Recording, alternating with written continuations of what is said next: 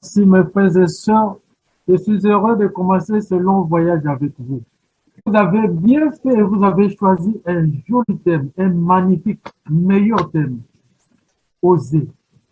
Vous savez, il existe un saint français, Eugène de Masneau, le fondateur des Oblats de Marie Immaculée. Il disait, osez grand comme le monde. Si les choses sont difficiles, si les gens ne parviennent pas, ne s'en sortent pas, si les gens restent enfermés, cloisonnés dans leur monde, c'est parce qu'ils ont peur d'oser. Il faut oser prendre le risque. Il faut essayer. Et c'est cela dans la foi. C'est exactement ça dans la foi. Là, il a parlé un langage spirituel. C'est un langage charismatique. Et c'est ce que tout charismatique devrait avoir comme langage. Nous allons nous aussi oser. C'est une année où nous prenons le risque au nom de notre foi. J'aimerais peu voir des frères et sœurs timides, fatigués, qui se demandent est-ce que je peux ou pas. Non, non, non, on se lance. Advienne que pourra. Voilà un charismatique. Parce qu'il est sûr de son esprit. Il est sûr du Seigneur. Il a l'espérance, il a comme arme l'espérance, la foi, et il est convaincu. Il se lance, il a confiance au Seigneur. Frères et sœurs, ayez confiance dans le Seigneur. Ayez l'espérance. Et dites-vous, avec le Seigneur, je prends le risque, peu importe le chemin. Je ne connais pas où je vais. Rappelez-vous la parole de Jésus, qui disait à celui qui voulait le suivre, où est-ce que tu dors? Où est ta maison? Il dit, viens et tu verras. Mais un charismatique suit Jésus, il ne sait où ils vont, il le suit. Il prend ce risque-là. Au moins, il a ses armes, il a sa foi, il a son espérance, il est convaincu, il a confiance, il compte sur le Seigneur, il dialogue avec lui dans la prière tout le temps. Tout est ouvert, le chemin est ouvert. Alors nous allons oser. La référence qui nous conduit, c'est Osée 4, 6. Osée 4, verset 6. Qui dit, mon peuple meurt faute de connaissance. Ou mon peuple est détruit parce qu'il manque la connaissance. Ça peut se traduire de plusieurs façons. Ah, c'est très intéressant. Mais j'aimerais avec vous que nous fassions un petit constat. Frères et sœurs bien-aimés, faisons un constat. Lequel? Combien de gens prient aujourd'hui? Combien de gens, malgré la prière, ça fait des années, pour le même sujet, il est resté au même endroit. Il commence une prière, il ne va pas loin, il s'arrête en chemin. Après, il se plaint. Vous verrez, au Congo d'où nous venons, il y en a qui font des jeûnes. Hein. Je vous dirai si vous voulez poser la question sur les églises, des églises qu'on appelle aujourd'hui évangéliques, posez la question aux Congolais. Ils en savent. Dans une même rue, vous pouvez trouver plus de 50. Dans une même avenue. Posez-vous la question comment ils vivent. Qu'est-ce qui se passe? Il y en a même qui sont côte à côte. Côte à côte, ils étaient une même église. Pour raison d'argent ou quoi, ils se sont séparés et ils ont mis un rideau. Un rideau, ça fait deux églises. Quand les uns écoutent la prédication, les autres, c'est l'animation. Vous vous rendez compte dans quelle situation ils sont? Ils font des jeûnes, ils font des jeûnes, ils prient, ils vont dans un où ils font des voyages et des voyages. Ils vont passer des temps et des temps en brousse. Mais après, le résultat, c'est quoi? Le niveau de l'enseignement et de la connaissance est trop bas pour que le peuple choisi par Dieu puisse prospérer malgré son bras puissant. Vous voyez, c'est là l'inquiétude. La main de Dieu puissant est là. Et nous, on se donne des exercices, on se donne la peine, on en reste au même endroit. Vous ne trouvez pas que quand ça ne va pas avec le même chemin qu'on emprunte, il faut essayer un autre. Il faut oser. Ne restez pas sur le même chemin tous les ans. À chaque prière, tu ne reprends que la même chose. Mon frère, ma soeur, il faut oser. Je le dis souvent.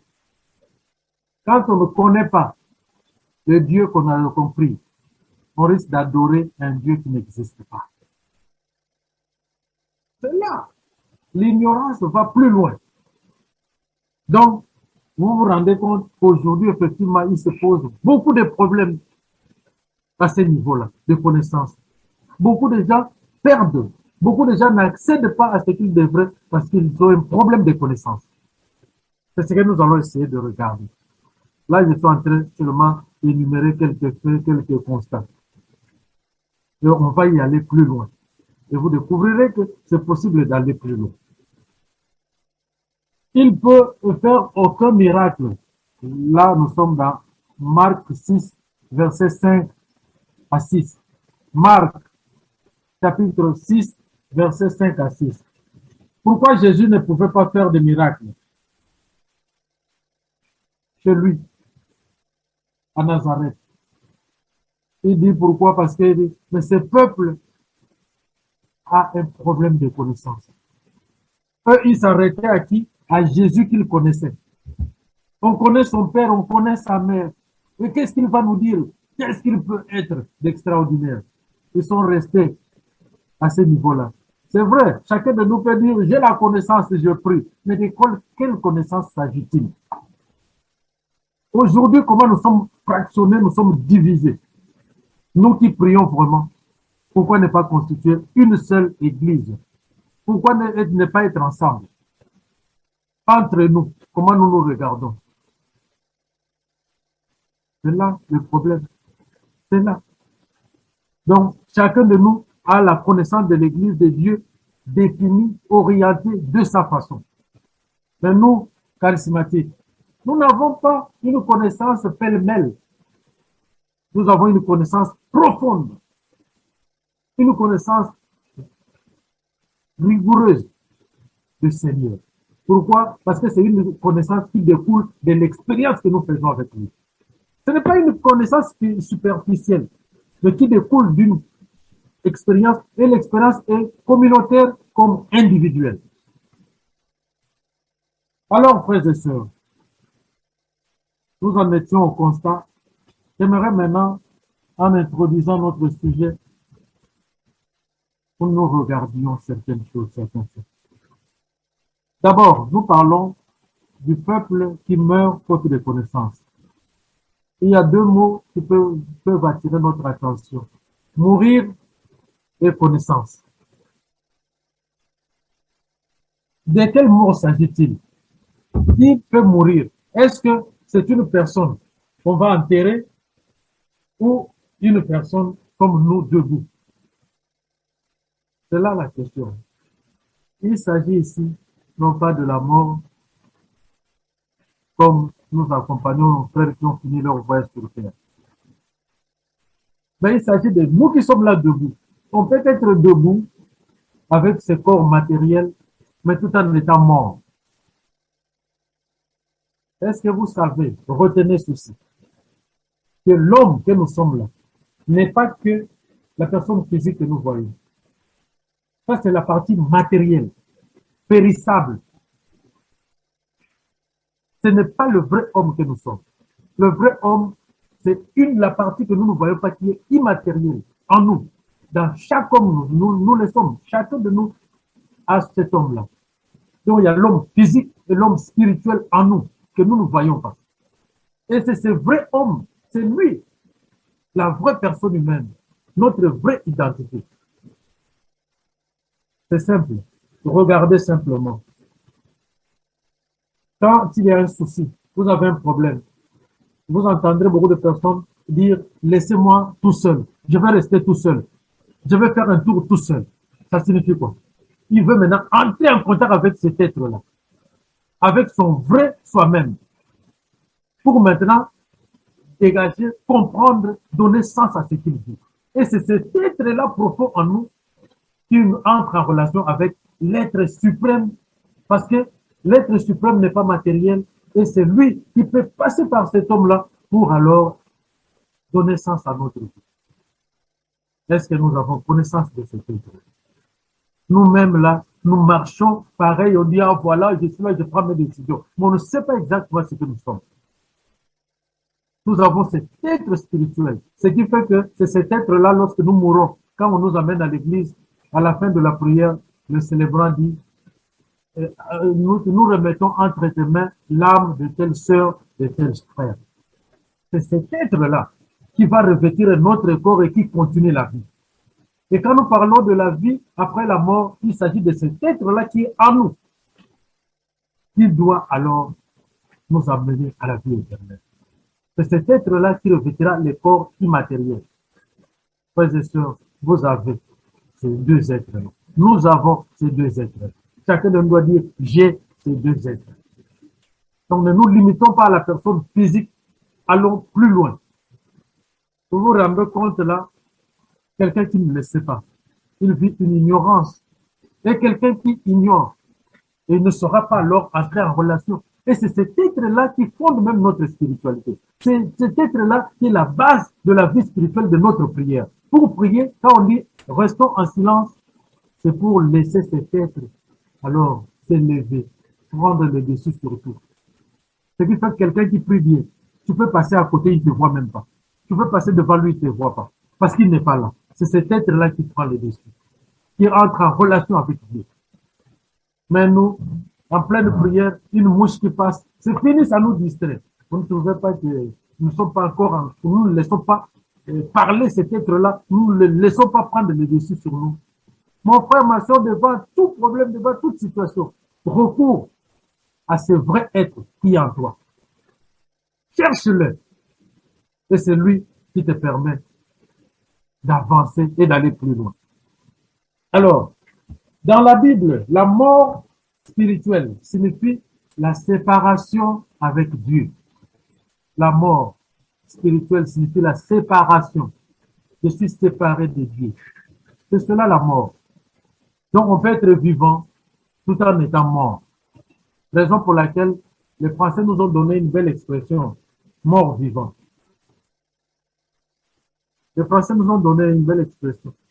On peut être des morts vivants. Donc c'est la partie matérielle qui vit. Mais spirituellement, je suis déjà détruit. Je suis mort. Vous savez, mes frères et sœurs, dans la vie, il existe des événements, des choses, des problèmes qui font partie de notre vie, qui sont liés à notre vie, mais que nous ne pouvons pas prévoir, comme les accidents. Les accidents qui, parmi nous, peuvent nous dire ce qui va arriver demain matin ou demain à midi. Pourtant, nous allons tous emprunter la route. Qui peut nous garantir ce qui se passera avec l'heure exacte, l'endroit est tout bien chronométré. Personne. Pourtant, ça fait partie de notre vie. Si c'est un accident, c'est nous qui subirons, qui allons souffrir. Et pourquoi on ne peut pas prévoir? C'est parce que avec notre matière, nous sommes limités.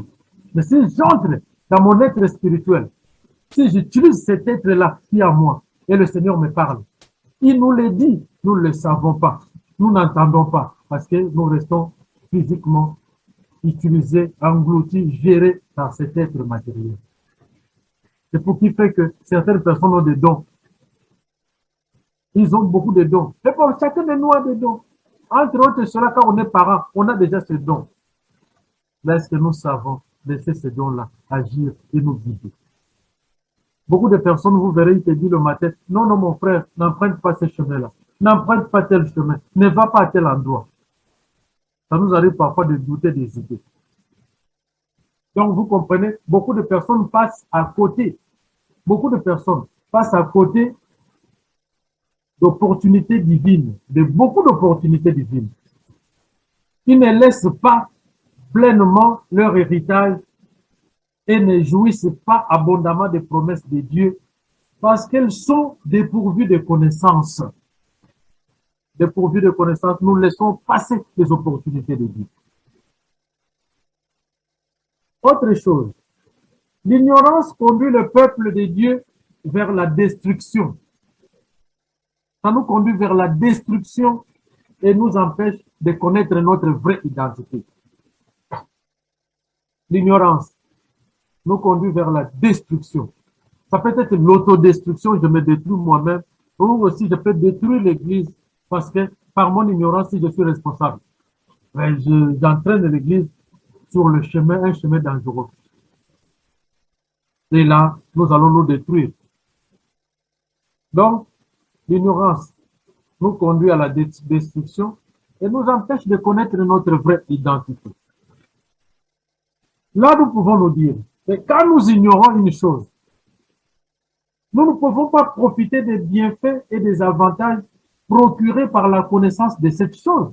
Vous trouvez que la conséquence est logique quand on ignore une chose. On ne peut pas profiter de tous les avantages, de tous les bienfaits que cette chose peut apporter. Alors, la révélation de la parole de Dieu nous donne de saisir notre identité en Christ et nous équipe à affronter chaque situation de la vie. Vous voyez, ça c'est la révélation de la parole de Dieu. C'est là où nous nous appuyons sur la parole de Dieu pour sortir de cette ignorance. D'avance, nous parcourrons la parole de Dieu pour voir comment il nous parle lui-même, comment il nous prévient, il nous interpelle. Ainsi, la personne qui sait qui elle est aura la force, aura l'assurance, aura la fierté de faire face à n'importe quelle situation, mes frères et sœurs. C'est là où Socrate, un philosophe, disait « Connais-toi toi-même, mes frères et sœurs. » Se connaître, ça vaut la peine. Quand on ne se connaît pas, on est ignorant. On est à la merci de tout le monde. Mais quand on connaît, on est grand. Ce qui fait que dans des villages, celui qui connaît, il est pris pour vieux, pour un sage. Et celui qu'on consulte. Hébreux chapitre 10, 24. Hébreux 10, 24. Veillez les uns sur les autres pour nous exciter à la charité et aux bonnes œuvres. Alors, frères et sœurs, la connaissance de la vérité apporte la délivrance. Donc, nous, notre connaissance, ce n'est pas une connaissance pour une connaissance, mais la connaissance de la vérité. La vérité sur le Christ. Je suis le chemin, la vérité et la vie. Qui connaît le Christ? Qui connaît sa parole? Qui vit de sa parole? Fait tomber les murs de l'ignorance et permet d'étendre nos limites. Frères et sœurs, le Christ, rappelez-vous, agit à travers les apôtres dans Actes chapitre 3, 3 à 6. Actes 3, 3 à 6. Vous connaissez l'histoire. Il s'agit de Pierre qui entrait dans le temple pour prier avec les autres apôtres. Il voit un mendiant assis devant la porte. Mais ce mendiant n'était pas que mendiant, il était aussi malade parce qu'il ne pouvait pas bien marcher. Il avait un problème au pied. Et Jésus, lui, était dans ses apôtres. Et c'est là où vous allez voir, quand on connaît, on peut faire de grandes choses. Pierre, Jean et les autres s'arrêtent devant lui. Lui attendait qu'on lui donne de l'argent. Mais qu'est-ce qu'ils lui diront? Or et argent, nous n'en avons pas. Mais qu'est-ce que nous avons? Jésus de Nazareth. Celui que nous avons, mais c'est lui que nous allons te donner. Il attendait. Il dit, au nom de Jésus de Nazareth, lève-toi et marche. Voilà ce qu'il nous avait de plus grand. Pensez-vous que vous n'avez pas Jésus en vous? Un charismatique dit, celui qui est à moi est plus grand que celui qui est dans le monde. Mais celui qui est à moi, c'est qui? C'est Jésus. Si je ne l'ai pas, mais je vais crier, je serai un fanfaron, je ferai des bruits inutiles. Celui qui est à moi est plus fort que celui qui est dans le monde. Alors Pierre n'avait pas d'argent, il n'avait pas d'eau, mais il avait quelque chose de plus grand. Il dit, au nom de Jésus de Nazareth, lève-toi et marche. Si vous avez cette foi, comme Pierre, vous serez convaincu que ce que je vais demander, je vais l'obtenir. Vous n'aurez pas peur. Et c'est cela un charismatique. C'est pas celui qui a peur, qui affronte ce genre de situation. Voilà quelqu'un qui se connaît. Il peut prendre ce risque. Quelqu'un qui se connaît, il peut agir. Il peut oser. C'est lui qui se connaît. Alors, il faut se connaître. Connaître qui on est et qu'est-ce qu'on doit faire. Donc, la connaissance implique quelques fondamentaux, quelques principes fondamentaux. La connaissance implique quelques principes fondamentaux. Je ne sais pas si je vais un peu plus vite ou ça va. Non, ça va, mon père. Merci. Notez le premier, ne jamais ignorer ce qu'on possède. Le premier principe, ne jamais ignorer ce qu'on possède. Ah, ah. Alors là, faites un effort. Vous savez, depuis le baptême, nous avons reçu des dons et des grâces. Moi, j'ai appris à les découvrir avant même de commencer ma formation au couvent.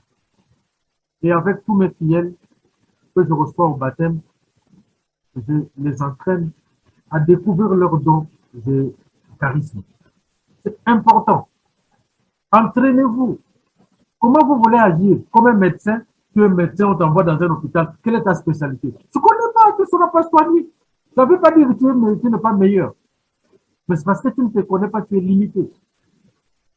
Ne jamais ignorer ce qu'on possède, mes frères et sœurs. Vous possédez quelque chose. Alors découvrez.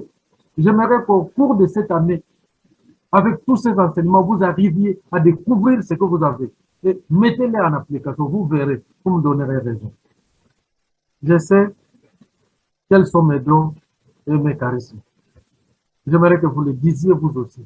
Que chacun de vous découvre aussi ses dons et ses charismes, mes frères et sœurs. Et là, vous aurez atteint un niveau élevé. À ce moment-là, votre être intérieur, spirituel, agira et vous saurez. Vous aussi, comme Pierre, aujourd'hui dire, or et argent, j'en ai pas, mais je te donne celui que j'ai en moi, qui est Jésus-Christ de Nazareth, au nom de qui, lève-toi et marche. Il est crucial de connaître les promesses attachées à notre vie. Ainsi, nos responsabilités en tant que croyants ne seront pas menacées, ne laisseront pas la place au diable qui use de l'ignorance, qui profite de notre ignorance. Vous savez, même là encore, nous faisons des prières, nous faisons des jeûnes, mais attention, il profite de notre ignorance. C'est ce que vous ne connaissez pas. Et c'est là où il va dribbler pour nous endormir et il nous cause des dégâts comme il l'entend. Frères et sœurs, l'ignorance est dangereuse. Très, très dangereuse. L'ignorance. Ne restez pas ignorants. Vous allez voir quand nous allons parcourir la parole de Dieu, comment Jésus lui-même interpelle. Évitez continuellement de dire tout le temps, priez pour moi, soutenez-moi afin que j'arrive au bout car le diable m'attaque. Rien ne marche dans ma vie, dans tous les domaines. Cette attitude et ce comportement d'attentisme vis-à-vis des autres ne cadre pas avec la nouvelle créature que nous sommes. Je dis, mon frère, je suis en train de prier.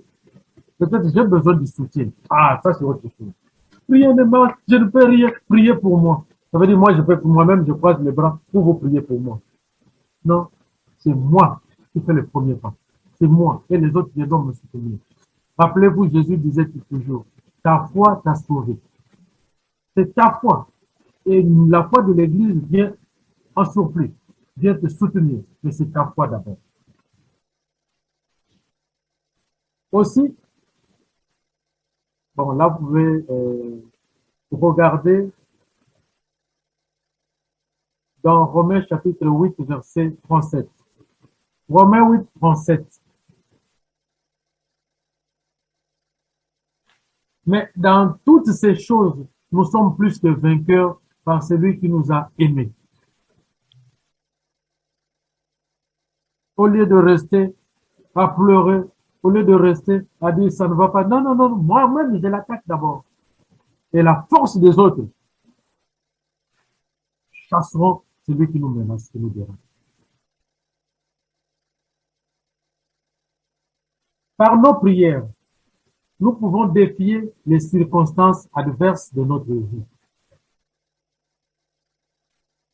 Par notre prière, nous pouvons défier les circonstances adverses de notre vie. L'œuvre de la croix a fait de nous des héritiers pleinement conscients de notre identité, pleinement conscients, des concurrents de promesses et fermes dans nos positions. Ça, à ne pas oublier non plus. Alors, notre foi. La foi est cette relation, une relation établie avec Dieu. C'est cette conviction qui doit être nourrie tous les jours. Notre foi doit être nourrie. C'est pourquoi la Bible dit que celui qui est en nous est plus fort que celui qui est dans le monde. Je vous donne la référence. 1 Jean 4, verset 4.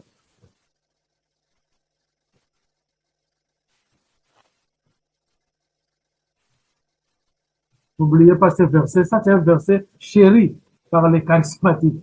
1 Jean 4, 4. Celui qui est en moi est plus grand que celui qui est dans le monde. Mais quand vous avez cette connaissance, mes frères et sœurs, vous ne reculez plus. Rien ne peut vous écraser. Amen. Romains 10, 17. Romains 10, 17. Ainsi, la foi vient de ce qu'on entend. Et ce qu'on entend, c'est la parole de Dieu. Voilà notre connaissance. Notre nourriture, c'est là. Romains 10, 17.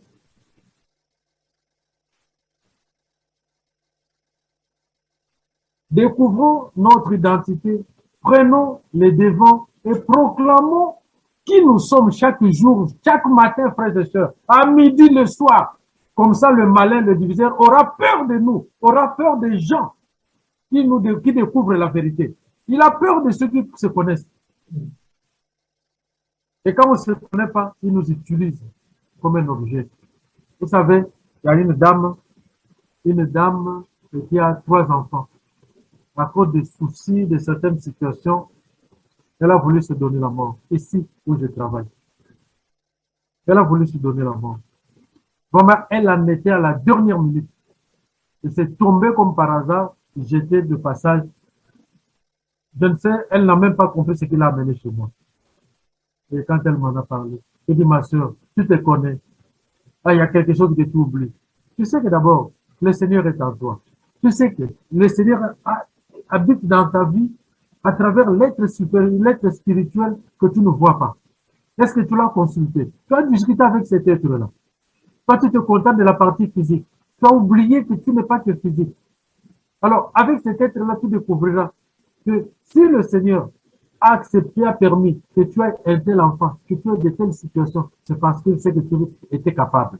Grâce à ton être spirituel, tu es capable de gérer et de donner vie, de soutenir, de protéger l'enfant. Je suis allé dans cette histoire de connaissances et vous savez, la maman a pleuré longuement. Et ça fait 2 jours, elle m'a rappelé pour me dire, mon père, je suis plus fort que jamais. Je suis plus fort que jamais. Jamais, jamais de pareilles tentations m'arriveront encore. Elle était dans l'ignorance. Elle a failli se donner la mort. Et vous ici, vous entendrez, ah oui, et c'est lui, c'est sa décision. Vous l'avez vraiment compris. Vous dites, ah oui, il a pris sa décision, on respecte sa décision. Une décision prise par souffrance, motivée par la souffrance. Sans la souffrance nous ferme, ça ne nous permet pas de voir ce qui se passe de l'autre côté. Mais vous allez dire, c'est la bonne décision. C'est là où il faut qu'un enfant de Dieu soit sage. Un enfant de Dieu ne gobe pas tout ce qui tombe. Il prend son temps pour réfléchir. Il prend son temps pour discerner. Et la maman est sauvée. Il y a quelques années, j'étais au Congo, c'était un enfant de 12 ans. Un enfant de 12 ans. À cause d'un certain souci en famille, les injustices, vous les parents, qui favorisez tel enfant, vous négligez l'autre, même s'il ne dit rien, attention. Ce sont des personnes humaines. La personne voit, comprend et peut donner sens. Alors, tellement que ça perdurait. La maman prenait toujours parti de la petite sœur contre les grands frères. Et les grands frères digéraient mal les choses. Ne disaient rien, mais il en souffrait intérieurement. Alors, qu'est-ce qu'il a appris? Même les petits enfants savent comment se donner la mort. Même les petits enfants à 12 ans, j'étais surpris. Elle a fait un mélange de produits qu'il avait caché sous son lit. Et puisque personne n'entre dans sa chambre, vous qui laissez les enfants, la chambre de mon fils, je n'entre pas. Attention! Il faut qu'il mène une vie communautaire. Qui n'est pas une vie très fermée parce que vous ne savez pas. Peut-être que c'est un autre qui peut découvrir. Alors, il avait caché le truc, il a pris une partie, il lui restait une bonne partie, une vraie dose pour mettre fin à sa vie. Et le jeune homme m'a vu en me disant, mon père, ça c'est la première fois que j'entendais ça. Là, je n'étais même pas prêtre. C'est la première fois que je vous partage ma souffrance. Si j'en parle aujourd'hui, ça me pèse. Mais ça m'a fait peur. Et cet enfant me dit, mon père, euh, aujourd'hui, je vais te dire quelque chose. Si tu ne me réponds pas, je vais mourir. Si je mourrai, tu seras responsable de ma mort. Vous pouvez entendre ça? Ah, pour la première fois, j'ai transpiré devant un petit enfant. Tout papa que j'étais, j'ai transpiré. J'avais 25 ans à l'époque. J'ai transpiré devant un petit enfant. Je n'ai même pas joué. Nous sommes allés au sport, je n'ai pas joué. De 15h30 à 17h, un petit enfant de 12 ans, à mon âge, j'étais incapable de le convaincre. Vous voyez la souffrance, c'est qu'elle peut faire. Incapable. Il s'appelait Jérémie. Et je l'ai amené simplement à son nom, à la connaissance de son nom. C'est juste là, le prénom, qui a permis que l'enfant se retrouve. Je parlais du prophète Jérémie, j'ai fait des liens avec sa vie. Je suis allé, c'est l'unique endroit. Et pendant 1h30, j'étais incapable. La connaissance de son nom l'a ramené à quelque chose. Ça a permis au petit enfant de 12 ans de vivre. Aujourd'hui, si vous le voyez, il est véhiculé, il a une maison. Quand je le vois, je dis gloire au Seigneur. Gloire au Seigneur quand je le vois. Et vous le verrez, il est toujours à la grotte. Il va prier. Malgré ce qu'il a, son standing de vie, mais il va toujours à la grotte prier. Il dit Seigneur, merci. Mes frères et sœurs, c'est important. On peut aider quelqu'un aussi par cet exercice de connaissance. Je pense que l'heure avance, il ne faut pas que je parle beaucoup, sinon on risque de me couper. Encore 20 minutes, mon père. 20 minutes, merci. Ah là là, le parcours est long. Bien, frères et sœurs, nous allons voir quelques conséquences de l'ignorance. 5 seulement, je n'en dirai pas plus. 5 conséquences de l'ignorance. Donc, qui est ignorant, pour quel risque? Premièrement, la perte de temps. Tu passes toute ta vie à chercher ailleurs alors que le chemin était juste à côté. Tu passes à côté de ta mission, tu passes à côté de ta grâce.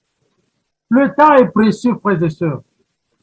Il nous permet d'accomplir et de réaliser des choses, des projets.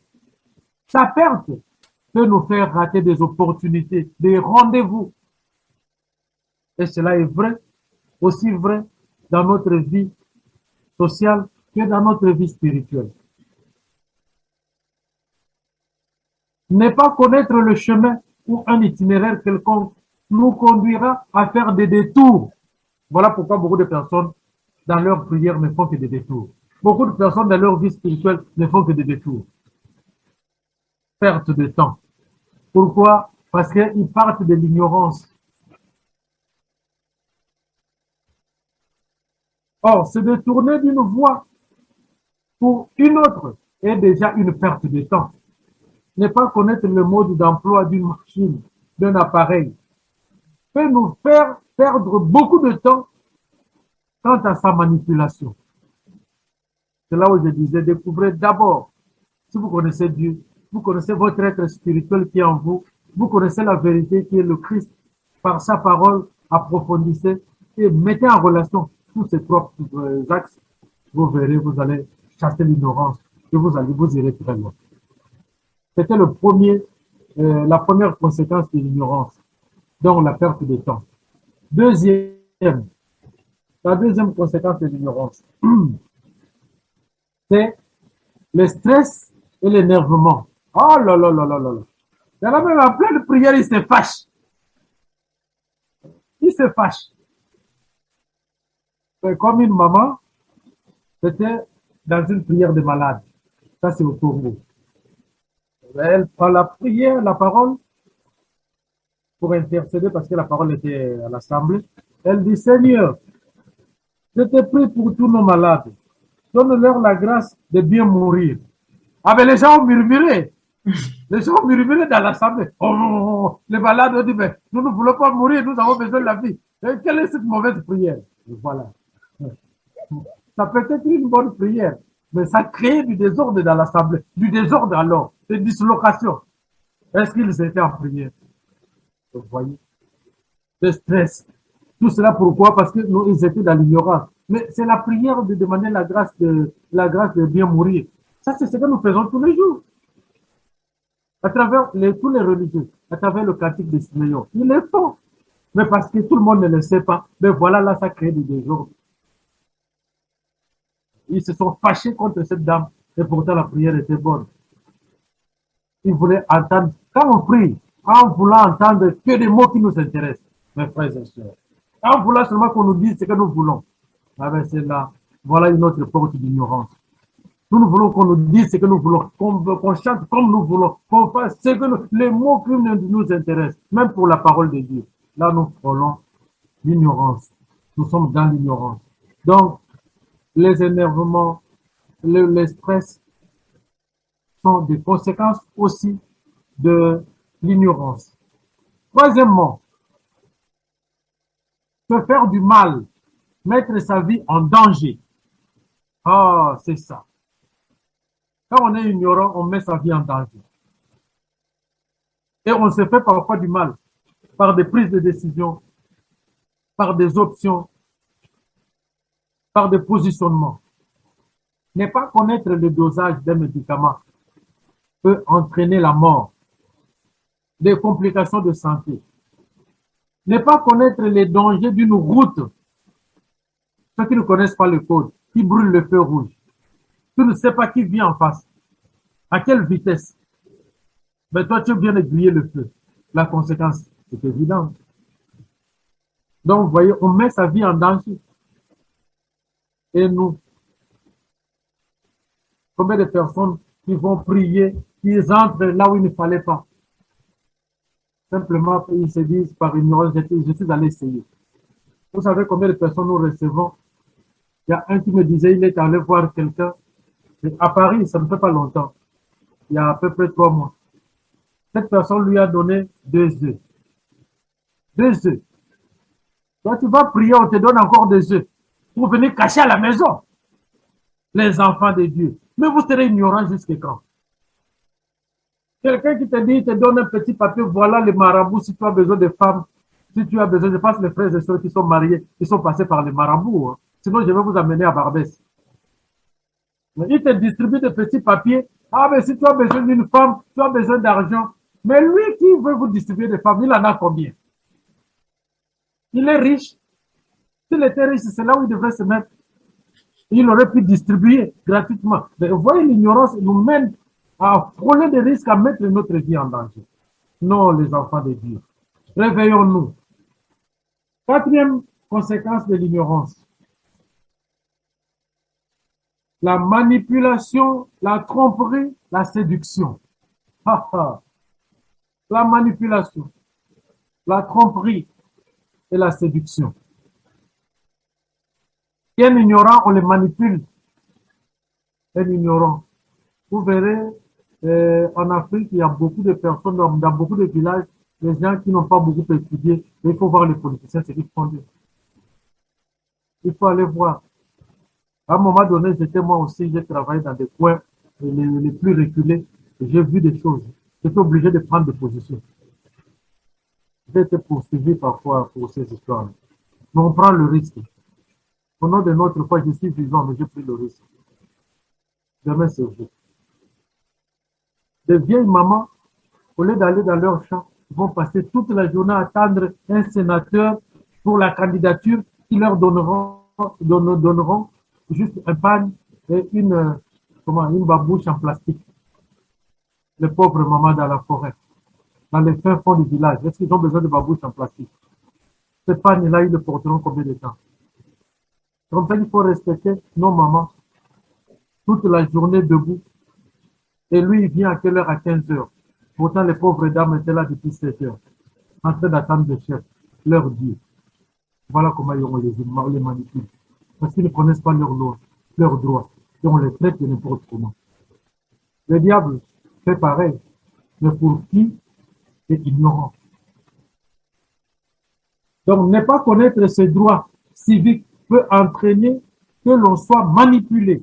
comme je viens de le dire, induit en erreur, peuvent nous induire aussi en erreur.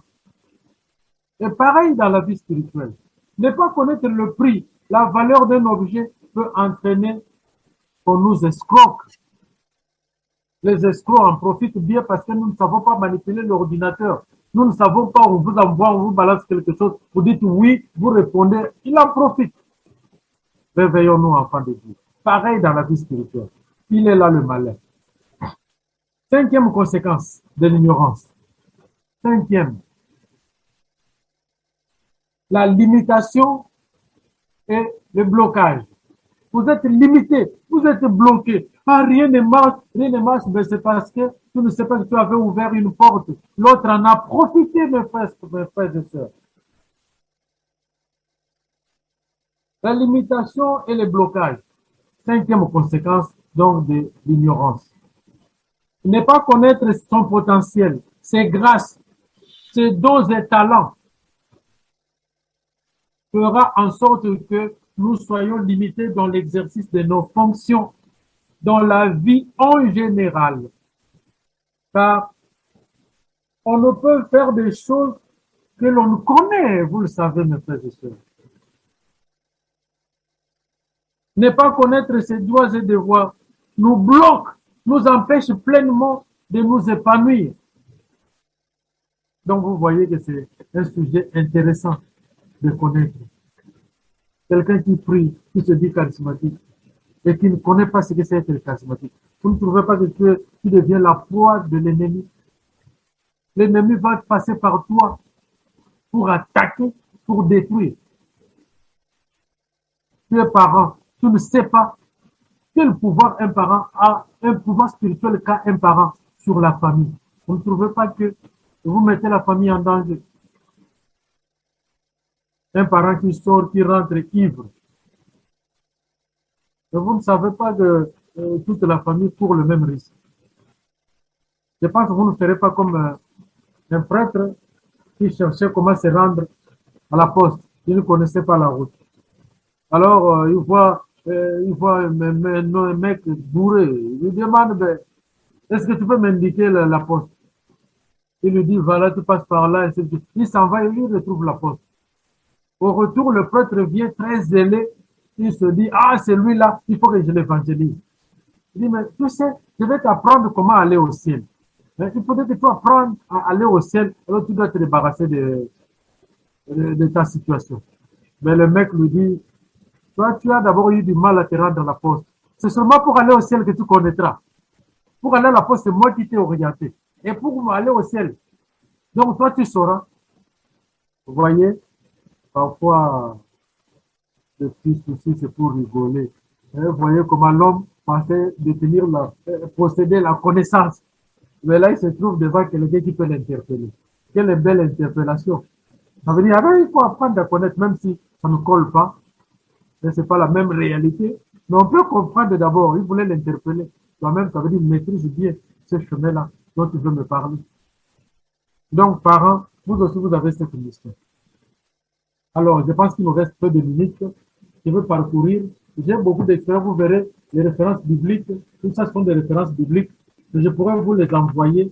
Je vais juste énoncer les titres. J'en ai plein de références. Je vais parcourir la connaissance dans la Bible. C'est que j'ai dit la Bible de la connaissance. J'en ai 5 pages pour vous. C'est profond. Mais je vais juste prendre les titres, les grands éléments. Mais vous allez demander, je vous les enverrai. D'accord. Bien. Alors, nous allons regarder dans la Bible ce que nous dit le Seigneur par rapport à la conséquence, à la connaissance et à l'ignorance. D'abord, les avertissements qu'il nous dit sur la conséquence, les avertissements du Seigneur sur la conséquence ou les conséquences de l'ignorance. Je ne vous lirai pas tout, tel que seulement. Isaïe 5, 13. Isaïe 5, 13. Donc, tous les autres versets, vous les aurez plus tard. Tout ça, c'est par rapport aux conséquences. Vous avez là les conséquences. D'accord. OK. Il y en a beaucoup, vous les en aurez. Alors, ça dit quoi ce verset que je viens de vous donner? C'est pourquoi mon peuple est allé en captivité, parce qu'il n'a pas de connaissance. Ouf! C'est pourquoi le diable vous a attrapé, parce que vous n'avez pas de connaissance. C'est pourquoi vous êtes tombé dans l'erreur, parce que vous n'avez pas de connaissance. C'est pourquoi, même, vous savez, ceux qui se marient, qui se séparent, mais est-ce qu'ils ont vraiment une connaissance approfondie de la vie du mariage selon l'Église? Les préparations prennent combien de temps? Parfois, c'est vite fait, alors les pauvres, ils vont affronter les difficiles tout seuls. C'est là où nous devions compatir à la souffrance de nos frères et sœurs qui connaissent parfois ce genre de difficultés. Ne pas condamner, parce que nous ne savons pas les souffrances qu'ils ont. Et c'est la préparation qui devrait nous amener plus loin. Alors, un charismatique, avec tout ce qu'il apprend, non, non, non, non, non. Il se dit, moi, je ne peux pas franchir un tel niveau. Oser, hein, Oser lui-même disait à sa femme, c'était une femme, disons, publique, qui avait plein de mecs qui couraient derrière. En même temps, il mélangeait et Osée et d'autres mecs. Ah, je ne sais pas si ça arrivait aujourd'hui, je ne sais pas si mes frères sauront supporter une telle situation. Mais qu'est-ce qu'Osée a fait avec sa femme? Il l'amène au désert. Il dit, je vais lui parler cœur à cœur, seul à seul. Mes frères et sœurs, c'est ça aussi une partie de la connaissance. Savoir parler à son frère seul à seul pour arriver à découvrir parfois sa souffrance, à découvrir aussi les problèmes qui l'ont conduit à cela et ensemble réparer. Nous sommes des justiciers. Dès qu'arrive ceci, pouf, je prends la décision, sors de chez moi, dégage. Qu'est-ce que c'est cette vie? Ce n'est pas la vie chrétienne. Ce n'est pas la vie d'un charismatique. On se met ensemble, on parle, on se met d'accord et puis on évolue. Il y a aussi 2 Timothée 4, 3 à 4. 2 Timothée 4, 3 à 4. Qui dit ceci, car il y aura un temps où ils ne supporteront pas le saint enseignement. Il y aura un temps où le saint enseignement ne sera pas supporté. C'est le temps que nous vivons aujourd'hui. On veut l'ignorance. Combien de jeunes qu'on plonge dans l'ignorance? Combien de familles qu'on plonge dans l'ignorance? On ne veut pas. Donc, on ne veut plus supporter le saint enseignement. Mais ayant des oreilles qui leur démangent, ils s'amasseront des docteurs selon leur propre convoitise. Eh bien, on préfère des enseignants qui nous parlent ce qui nous plaît. On préfère qu'on nous dise des discours qui nous intéressent, pas ce qui peut nous blesser, ce qui peut nous interpeller. Et ils détourneront leurs oreilles de la vérité, mes frères et sœurs, écoutez. Ils détourneront leurs oreilles de la vérité et se tourneront vers les fables, les mensonges, les aventures, la désorientation. Voilà ce qui va intéresser le monde. Réveillez-vous. N'empruntez pas ce chemin de grâce. Vous êtes charismatique. Deuxième chose par rapport à l'exhortation concernant l'ignorance. Dans la Bible, que dit le Seigneur? Ne pas être ignorant. 1 Corinthiens 10, 1. Là aussi, il y en a plein, mais je vous enverrai. Je prends seulement 2 versets. Ok. 1 Corinthiens 10, 1. Car je ne veux pas que vous ignoriez, frères, que nos pères ont tous été sous la nuée et que tous, ils ont passé à travers la mer. Ça signifie on rappelle l'histoire, on rappelle notre famille, on rappelle notre foi, sur quoi, quelques faits. Et ils étaient protégés. La nuée, c'est la protection du Seigneur. Ils étaient sous la main du Seigneur. Et ils ont vu le miracle, traverser la mer Rouge. C'est le miracle, ils ont traversé. Il dit, n'oubliez pas. Ça, c'est Paul qui rappelle. Paul n'avait pas vécu cette traversée sous cette nuée, mais il rappelle aux frères et sœurs. C'est pareil, il nous rappelle. Nous avons la Bible, il y a des faits passé, qu'est-ce que nous en faisons? Simplement pour connaître, ça devrait nous amener, nous aussi, à faire des expériences. C'est comme ça qu'on fait grandir cet être spirituel qui est en nous. 1 Thessaloniciens 4, verset 13. 1 Thessaloniciens 4, 13. Or, nous ne voulons pas, frères, que vous soyez dans l'ignorance à l'égard de ceux qui dorment, afin que vous ne soyez pas affligés comme les autres qui n'ont pas d'espérance. Voyez, quelqu'un qui a l'espérance, même la mort, il lui donne un sens. Vous savez, chez les moines, quand vous allez chez les moines, vous entrez dans leur monastère. Nous sommes allés une fois, il y a un mur qui s'était écroulé. Nous disions, ah, il faudrait qu'on aide les moines à trouver des maçons. Et un moine est arrivé, il a regardé, il dit, ah, le Seigneur nous a donné un message. Il faudrait que nous entrions dans la prière pour comprendre quel message le Seigneur nous donne. Et nous, quand arrive un problème, comment nous réfléchissons? Ah oui, vite, on panique dès qu'il y a un problème. Les pompiers, ceci, cela. Il ne dit même pas un mot au Seigneur. Panique. C'est le fruit de l'ignorance. Dis un mot au Seigneur. Seigneur, mon fils, il lui est arrivé de tomber malade comme ça. Je te le confie d'abord. Avant d'appeler le pompier, tu es le premier pompier à intervenir. Interviens le premier. Et après, tu appelles. Nous directement paniquer nous-mêmes, on n'a même pas de maîtrise. À cause de cela, nous empirons aussi la situation. Non, la maîtrise. C'est là où vous allez puiser dans les fruits de l'Esprit Saint. Donc, quelqu'un qui a la connaissance, il connaît ses dons, il connaît ses charismes. Mais alors, il vit des fruits de l'Esprit Saint. On passe au troisième avertissement. Ça, c'est Jésus qui nous interpelle dans la parole de Dieu. Troisième avertissement selon Jésus et dans l'évangile de Matthieu. Je prends un seul. Matthieu chapitre 19, verset 4. Matthieu 19, 4. Et lui, répondant, leur dit, n'avez-vous pas lu que celui qui les a fait dès le commencement, les a fait mâles et femelles, hommes et femmes? Voyez l'interpellation du Seigneur. Dieu nous a créés hommes et femmes. Mais aujourd'hui, qu'est-ce que le monde nous apprend? On nous apprend que tel a plus de pouvoir, tel a ceci. On nous diabolise entre nous.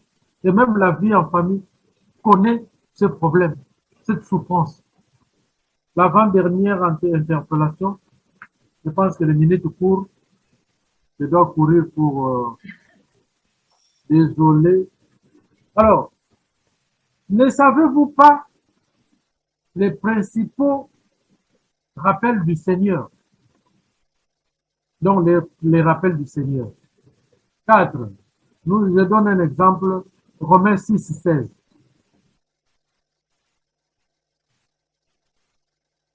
Romains 6, 16, qui dit ceci.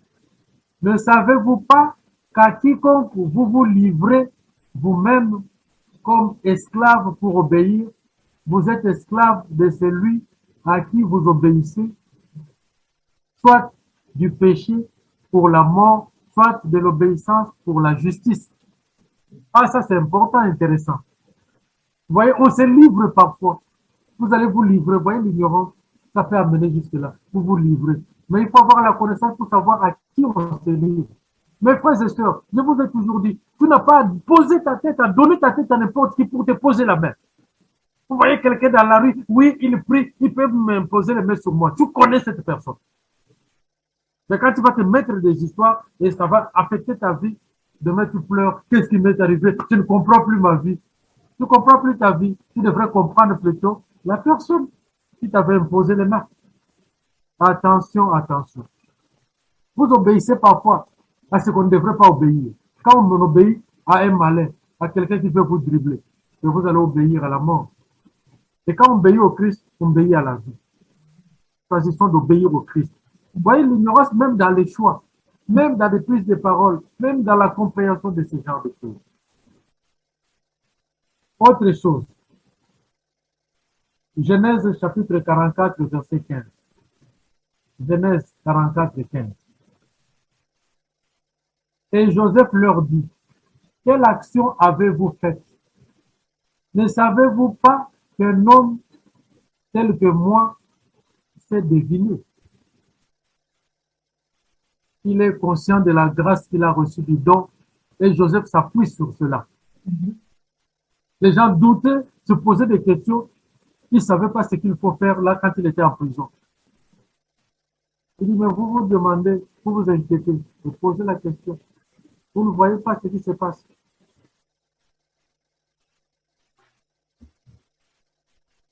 Puisqu'il faut aller vite. Alors, avec notre connaissance ou ignorance, nous en récoltons les fruits.